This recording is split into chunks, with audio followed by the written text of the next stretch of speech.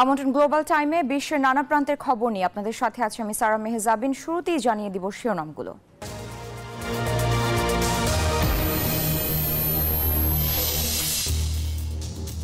PTI নেতা ইমরান খানের মুক্তির দাবিতে বিক্ষোভে উত্তাল পাকিস্তান। নিরাপত্তা সদস্য সহ নিহত 6 আদানি ইস্যুতে হট্টগোল ভারতীয় পার্লামেন্টে।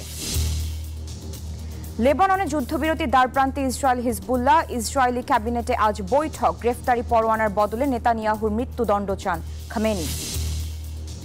ট্রাম্পের বিরুদ্ধে নির্বাচনের ফল পাল্টানোর মামলা বাতিল। দায়িত্বের প্রথম দিনই 3 দেশের ওপর বড় শুল্ক আরোপের হুমকি নবনির্বাচিত প্রেসিডেন্টের। Rainbow Paints, the color of joy. দেখছিলেন শিরোনামগুলো। শব্দের আরেক নাম, একদম ইউনিক স্ট্রাকচারাল ডিজাইনের কসমিক ডোর। এর ওয়াল থিকনেস ও রিপ থিকনেস বেশি থাকা এটাকে 50 বছরেরও বেশি। কসমিক ডোর, নিশ্চিন্তে 50 বছর। এবার বিস্তারিত। পাকিস্তান তেহরিক ইনসাফের প্রধান ইমরান খানের মুক্তির দাবিতে বিক্ষোভে উত্তাল পাকিস্তান। রাস্তায় নামা হাজারো সমর্থকের দাবির মুখে অচল হয়ে পড়েছে ইসলামাবাদ থেকে রাওয়ালপিন্ডি। 4 নিরাপত্তা সদস্য সহ 6 জন নিহতের তথ্য পাওয়া গেছে। নিরাপত্তা কর্মী নিহতের ঘটনায় নিন্দা জানিয়েছেন দেশটির প্রধানমন্ত্রী শাহবাজ শরীফ। বিরোধী দলীয় নেতা ইমরান খানের মুক্তির দাবিতে বিক্ষোভে উত্তাল পাকিস্তান। পরিস্থিতি অশান্ত করায় যে কোনো চেষ্টা ও জঙ্গি তৎপরতা কঠোর হাতে দমনের নির্দেশ দেওয়া হয়েছে। নিরাপত্তা ঝুঁকি বিবেচনায় রাজধানী ইসলামাবাদে সংবিধানের 245 ধারা সক্রিয় করে সেনাবাহিনী মোতায়েন করা হয়েছে। পিটিআই নেতা কর্মীরা ইসলামাবাদের ডি চকে জমায়েত করার ঘোষণা দিয়েছেন। তাদের ঠেকাতে বন্ধ করে দেওয়া হয়েছে রাজধানীর সব প্রবেশ পথ। জারি করা হয়েছে 144 ধারা। তবে পুলিশের বাধা উপেক্ষা করেই সোমবার 25 নভেম্বর রাজধানীর উপকণ্ঠে পৌঁছে গেছে পিটিআই নেতাকর্মীদের গাড়িবহর। এ সময় আইনশৃঙ্খলা রক্ষাকারী বাহিনীর সঙ্গে দফায় দফায় সংঘর্ষ হয়। এতে পুলিশ সদস্য সহ বেশ কয়েকজন নিহত হন। এদিকে পুরো দেশের সঙ্গে ইসলামাবাদ ও রাওয়ালপিন্ডির যোগাযোগ বিচ্ছিন্ন করা হয়েছে। এর আগে পিটিআই এর এই কর্মসূচিকে বেআইনি ঘোষণা করে আইন শৃঙ্খলা রক্ষায় প্রয়োজনীয় ব্যবস্থা গ্রহণে কেন্দ্রীয় সরকারকে নির্দেশ দেন ইসলামাবাদ হাইকোর্ট। নিরাপত্তা কর্মী নিহতের ঘটনায় নিন্দা জানিয়েছেন দেশটির প্রধানমন্ত্রী শাহবাজ শরীফ। তিনি দোষীদের দৃষ্টান্তমূলক শাস্তির নির্দেশ দিয়ে বলেন, শান্তিপূর্ণ প্রতিবাদের নামে পুলিশ সদস্যদের উপর হামলা কোনোভাবেই মেনে নেওয়া হবে না। তবে পিটিআই নেতাকর্মীদের ইসলামাবাদ অভিমুখী পদযাত্রার সংঘর্ষের ঘটনায় নিরাপত্তা বাহিনীকেই দায়ী করেছে ইমরান খানের দল। সরকারের সঙ্গে কোনো আলোচনা চলছে কিনা এমন প্রশ্নের জবাবে পিটিআই চেয়ারম্যান গওহর আলী খান বলেন, এই নিয়ে সর্বশেষ অগ্রগতি দ্রুতই জানানো হবে। অন্যদিকে ইমরান খান, তার স্ত্রী বুশরা সহ পিটিআই নেতাদের বিরুদ্ধে ফয়সালাবাদের নিশাতাবাদ থানায় 2টি মামলা করা হয়েছে। চন্দ্রা, নিউজ 24। এই যে আমার ব্যাংক আরএফএল গ্যাস স্টোভ, এর সায়েন্টিফিক নজল আর ব্রাশ বার্নার তাপকে সমানভাবে ছড়িয়ে খরচ বাঁচায় 25%। আরএফএল গ্যাস স্টোভ নিরাপদ ও গ্যাস সাশ্রয়ী। 304 ফুড গ্রেড স্টেইনলেস স্টিলে তৈরি, যা নিশ্চিত করে জংবিহীন সিঙ্কের আজীবন নিশ্চয়তা। আরএফএল কিচেন সিঙ্ক, স্বাস্থ্যকর কিচেনের চিরস্থায়ী সমাধান। ভারতের পার্লামেন্টের শীতকালীন অধিবেশন শুরুতেই গৌতম আদানির ঘুষের অভিযোগ নিয়ে দেখা দেয় চরম উত্তেজনা।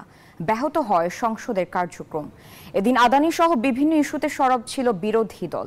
আদানি কর্মকাণ্ডে চাপ বাড়ছে বিদেশেও। ভারত এবং বিশ্বের অন্যতম শীর্ষ ব্যবসায়ী গোষ্ঠী আদানির বিরুদ্ধে বিক্ষোভে উত্তাল দিল্লির রাজপথ। নরেন্দ্র মোদীর ঘনিষ্ঠ হিসেবে পরিচিত গৌতম আদানির মালিকানাধীন এই ব্যবসায়ী গোষ্ঠীর বিরুদ্ধে বিক্ষোভ করে যুব কংগ্রেস। রাজপথের পাশাপাশি আদানি ইস্যুতে হট্টগোল ছড়ায় দেশটির পার্লামেন্টেও। সোমবার 25 নভেম্বর লোকসভার শীতকালীন অধিবেশনের প্রথম দিনই আদানির দুর্নীতি নিয়ে সরব হয়ে ওঠে বিরোধী দল। এদিন বিরোধী সংসদ সদস্যদের হট্টগোলের জেরে লোকসভা ও রাজ্যসভার অধিবেশন দুপুর 12টা পর্যন্ত মুলতবি হয়ে যায়।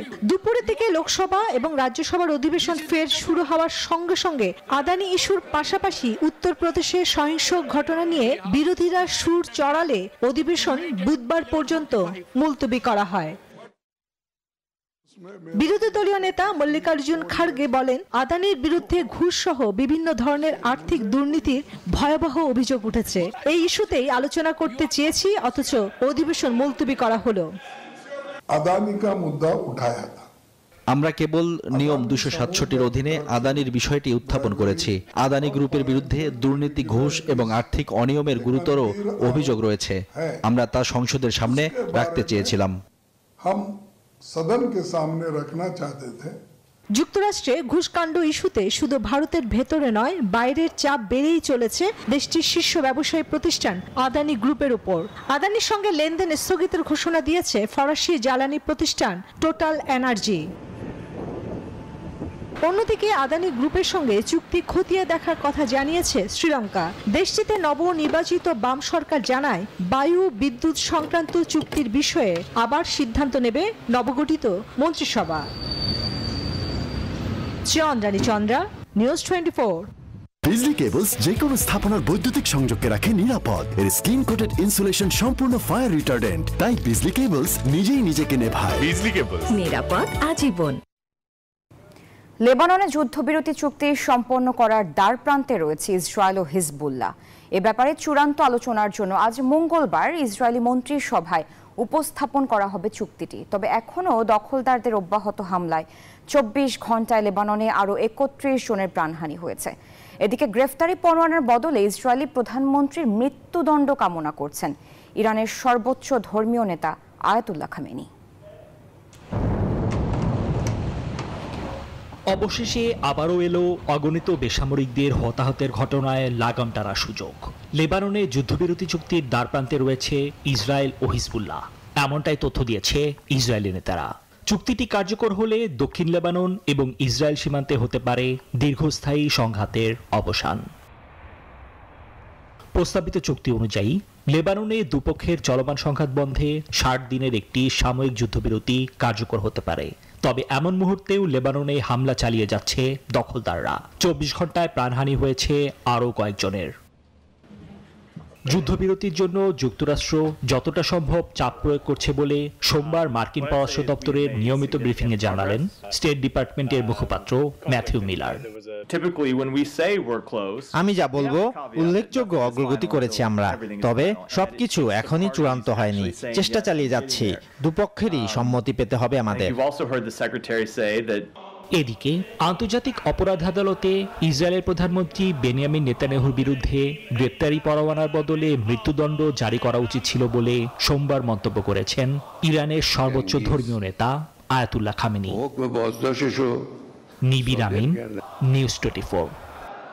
এলো instant milk powder happy cow, যেমন সাশ্রয়ী তেমনি পুষ্টিগুণে ভরপুর। আর এটা নিউজিল্যান্ডের গরুর দুধ। হ্যাপি কাউ, গরুর দুধের স্বাদ সবাই পাক। চলমান সংঘাতের মধ্যে এবার ইউক্রেনের রাজধানী কিয়েভে সিরিজ ড্রোন হামলা চালালো রাশিয়া। ইউক্রেনের প্রতিরক্ষার প্রতি ইউরোপের সমর্থন বাড়ানোর আহ্বান জানিয়েছে জার্মানি ও পোল্যান্ড। এদিকে মস্কোর ওপর নতুন ব্রিটিশ নিষেধাজ্ঞাকে স্বাগত জানিয়েছেন ইউক্রেনের প্রেসিডেন্ট ভলোদিমির জেলেনস্কি। কুরস্ক অঞ্চলে চলমান সংঘাতের মধ্যেই এবার ইউক্রেনের রাজধানী কিয়েভেও ড্রোন হামলা চালালো রাশিয়া। মঙ্গলবার সকালে বিভিন্ন দিক থেকে রাজধানীতে প্রবেশ করে ইউএভি ড্রোন। বিষয়টি নিশ্চিত করে টেলিগ্রামে শহরটির মেয়র ভিটালি ক্লিটসকো জানান, শহরের বিভিন্ন এলাকায় কাজ করছে বিমান প্রতিরক্ষা বাহিনী। চলমান অস্থিরতার মধ্যেই ইউরোপকে অবশ্যই ইউক্রেনের প্রতি সমর্থন বাড়াতে হবে এবং নিজস্ব নিরাপত্তা জোরদার করতে হবে বলে জানালো পোল্যান্ড। ইউরোপীয়রা ইউক্রেনের প্রতিরক্ষা শিল্পের জন্য সমর্থন বৃদ্ধি করবে বলে সোমবার জানিয়েছেন জার্মান প্রতিরক্ষা মন্ত্রী বরিস পিস্টোরিয়াস। এরই মধ্যে রাশিয়ার উপর যুক্তরাজ্যের দেয়া নতুন নিষেধাজ্ঞা একটি গুরুত্বপূর্ণ পদক্ষেপ বলে মন্তব্য করলেন ইউক্রেনের প্রেসিডেন্ট ভলোদিমির জেলেনস্কি। ইইউকেও এটি অনুসরণ করার আহ্বান জানালেন তিনি। অঙ্গীকার করলেন বেসামরিক অবকাঠামোতে হামলার জন্য রাশিয়াকে দেবেন কঠিন জবাব। এদিকে মস্কোর সঙ্গে শান্তি বজায় রাখা এবং ইউক্রেনে যুদ্ধ যাতে তাড়াতাড়ি শুরু না হয় সে চেষ্টাই করেছিলেন বলে বিবিসিকে জানিয়েছেন সাবেক German chancellor Angela Merkel. Nibir Amin, news 24।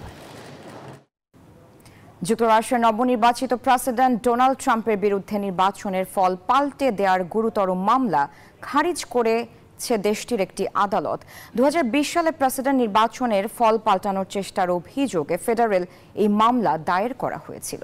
স্থানীয় সময় সোমবার ওয়াশিংটনে যুক্তরাষ্ট্রের ডিস্ট্রিক্ট জজ তানিয়া চুটকান মামলাটি বাতিল করেন। ফলে মার্কিন প্রেসিডেন্ট হিসেবে যখন শপথ নেবেন ট্রাম্প, তখন তার বিরুদ্ধে কোনো ফেডারেল ফৌজদারি অভিযোগ থাকবে না। এদিকে প্রেসিডেন্ট হিসেবে দায়িত্ব গ্রহণের দিনে মেক্সিকো, কানাডা ও চীনের উপর বড় ধরনের শুল্ক আরোপের হুমকি দিয়েছেন ট্রাম্প। ট্রুথ সোশ্যালে জানিয়েছেন, এদের মধ্যে মেক্সিকো, কানাডা থেকে আমদানি করা সব পণ্যের উপর 25% এবং চীনা পণ্যের উপর অতিরিক্ত 10% শুল্ক আরোপ করা হবে। গ্লোবাল টাইমের সময় হলো একটি বিরতি, ফিরছে আরো খবর নিয়ে, সাথেই থাকুন।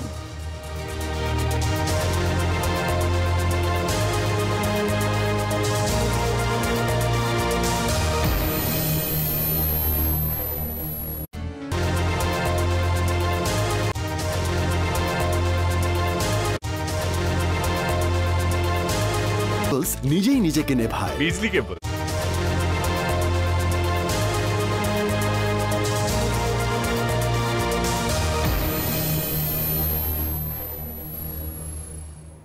আবার আমন্ত্রণ, দেখছেন গ্লোবাল টাইম।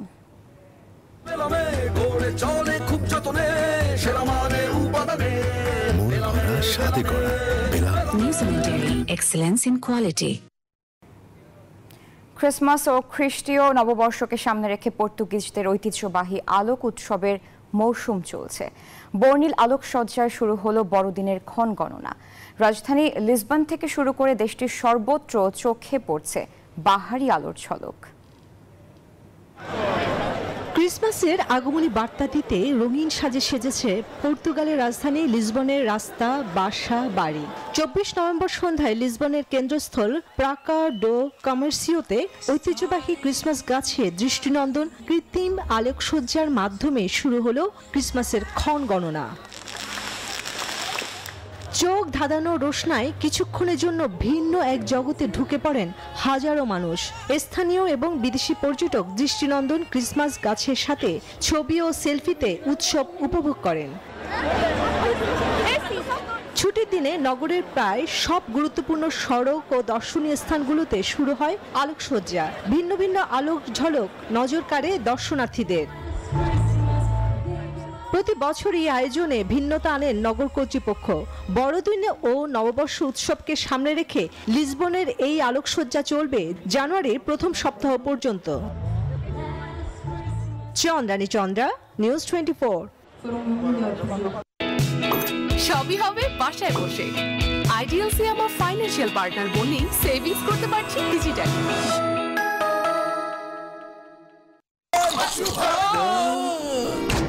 আমি এই চেয়ারে বসবো না। বাচ্চু ভাই, এই চেয়ারকে ভয় পেও না। ডেন্টিস্টের পরামর্শে নাও নতুন কোলগেট অ্যাক্টিভ সোল, যা দাঁতের সমস্যা শুরু হওয়া মাত্রই থামিয়ে দেয়। না থাকবে ব্যথা, না থাকবে ভয়। এই ছিল গ্লোবাল টাইমে। এতক্ষণ সাথে থাকার জন্য ধন্যবাদ।